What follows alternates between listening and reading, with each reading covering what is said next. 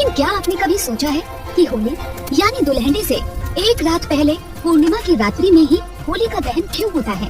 तो आइए इस पावन परंपरा से जुड़ी पौराणिक कथा को विस्तार से सुनते हैं और समझते हैं। एक समय त्रेता युग में दैत्यराज हिरण्यकश्यप ने अपनी कठोर तपस्या से ब्रह्मा जी को प्रसन्न कर लिया और उसके तप से प्रसन्न होकर सृष्टिकर्ता ब्रह्मदेव प्रकट हुए। नेत्र खोलो वत्स, तुम्हारी तपस्या पूर्ण हुई। वर मांगो हिरण्यकश्यप। प्रणाम परमपिता, मुझे ऐसा वरदान दीजिए प्रभु कि ना तो कोई मनुष्य, ना देवता, ना ही पशु मुझे मार सके, ना दिन में ना रात में, ना भीतर ना बाहर, ना अस्त्र से ना शस्त्र से, ना पृथ्वी पर और ना ही आकाश में। जैसा तुमने कहा है ऐसा ही होगा, तथास्तु।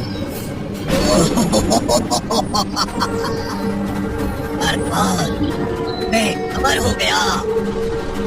अब से मैं इस धरती पर सर्वशक्तिमान हूँ, अर्थात मैं ही स्वयं भगवान हूँ। वरदान मिलते ही वो अहंकार में चूर हो गया। वो स्वयं को भगवान ही समझने लगा। पर कहते हैं ना, अति का अंत जल्द ही होता है। हिरण्यकश्यप के अहंकार का दमन करने के लिए उसके घर जन्म हुआ एक तेजस्वी बालक प्रहलाद का। बचपन से ही उस बालक के मुख से हर पल एक ही नाम निकलता था, नारायण नारायण। ओम नमो भगवते वासुदेवाय, ओम नमो भगवते वासुदेवाय, ओम नमो भगवते वासुदेवाय। प्रहलाद, मेरे रहते किसी और को भगवान कैसे मान सकता है? अरे मूर्ख, क्या तू नहीं जानता कि इस पृथ्वी पर यदि कोई भगवान है तो स्वयं मैं हूँ, भगवान हिरण्यकश्यप। अरे मूर्ख निर्लज्ज, मुझे प्रणाम कर। पिताजी, आप इस धरा के स्वामी कैसे हो सकते हैं? इस संसार के भगवान तो सिर्फ नारायण ही है। वो हर कण कण में है, मेरे भीतर भी और आपके भीतर भी। इसीलिए मैं आपके भीतर बैठे नारायण को भी प्रणाम करता हूँ। यहीं से आरंभ हुआ अहंकार और भक्ति का महासंघर्ष। हिरण्यकश्यप ने अपने पुत्र को बदलने के लिए हर क्रूर उपाय किए। सिपाहियों, पकड़ लो इसे और उबलते हुए तेल में डाल दो। ओम नमो भगवते वासुदेवाय, ओम नमो भगवते वासुदेवाय। तेल तो उबला और प्रहलाद सुरक्षित रहा। इस प्रयास में असफल होने के बाद हिरण्यकश्यप ने उसे एक ऊंचे पर्वत से गिरवा दिया। ओम नमो भगवते वासुदेवाय नमः, ओम नमो भगवते वासुदेवाय नमः।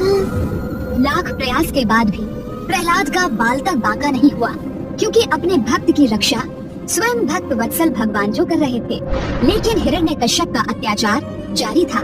उसने प्रहलाद को भयंकर विषैले सर्पों से डसवाने का भी प्रयास किया। ओम नमो भगवते वासुदेवाय, ओम नमो भगवते वासुदेवाय।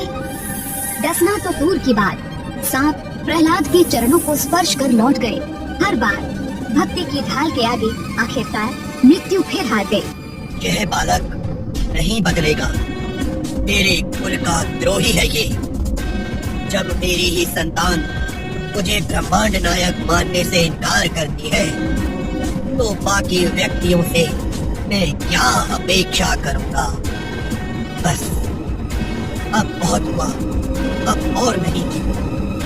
अब अंतिम उपाय करना होगा। थक हार कर हिरण्यकश्यप ने अपनी बहन सिंहिका अर्थात होलिका को बुलाया, जिसे अग्नि से न जलने का वरदान प्राप्त था। बहन होलिके, अपने वरदान का प्रयोग करो। जाओ और इस प्रहलाद का अंत कर दो। निश्चिंत रहो भैया, आज या तो प्रहलाद बचेगा या मैं। अब ये संसार होलिका की शक्तियों को भी जान जाएगा। फिर उपलों की एक विशाल चिता सजाई गई। प्रहलाद को होलिका की गोद में बैठाया गया। अग्नि प्रज्वलित की गई। चारों ओर लपटें उठने लगी। जहाँ होलिका को अपने वरदान पर घमंड था, वहीं प्रहलाद को अपने भगवान पर पूर्ण विश्वास। ओम नमो भगवते वासुदेवाय। ओम नमो भगवते वासुदेवाय। ओम नमो भगवते वासुदेवाय। समय बीतता गया तो धीरे धीरे अग्नि का प्रभाव भी बढ़ने लगा, किंतु हुआ उल्टा। जिस अग्नि को होलिका अपना रक्षा कवच समझ रही थी, वही अग्नि अब उसे जलाने लगी। ये क्या हो रहा है? ये कैसे संभव है? ये जलन तो मेरे प्राण ही ले लेगी। बचाओ मुझे भैया, बचाओ, मेरी रक्षा कीजिए भैया, बचाओ मुझे, बचाओ। कुछ ही पलों में होलिका भस्म होकर राख का ढेर बन गई, क्योंकि वरदान का प्रयोग सत्कर्म के लिए किया जाता है, न कि अधर्म के लिए। उसी अग्नि से प्रहलाद ऐसे सुरक्षित बाहर आ गया मानो कुछ हुआ ही नहीं। भक्ति की ऐसी विजय देखकर भक्त प्रहलाद की जय हो का जय घोष चारों ओर गूंजने लगा। यही है होलिका दहन की कहानी का सार, जहाँ अहंकार जलता है और भक्ति अमर हो जाती है। इस प्रकार की रोचक कहानियों को सुनने के लिए हमारे इस चैनल को लाइक, शेयर और सब्सक्राइब करें, और हाँ, बेल आइकन जरूर दबाएं ताकि रोचक कहानियों का नोटिफिकेशन सबसे पहले आप तक पहुँचे। नमस्कार।